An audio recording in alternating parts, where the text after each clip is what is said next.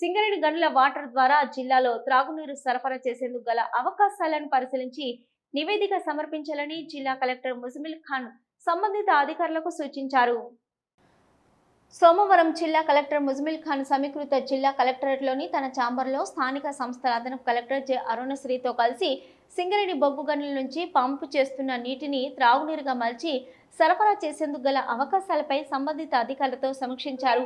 ఈ సందర్భంగా జిల్లా కలెక్టర్ ముజమిల్ ఖాన్ మాట్లాడుతూ పెద్దపల్లి జిల్లాలో ఉన్న RG1, RG2, RG3 గనుల నుంచి ప్రతిరోజు దాదాపు 132 MLD నీరు పంపింగ్ చేస్తున్నామని, వీటిలో సింగరేణి అవసరాలకు వినియోగించుకున్న తర్వాత దాదాపు 100 MLD నీటిని వ్యవసాయ నిమిత్తం విడుదల చేయడం జరుగుతుందని అన్నారు.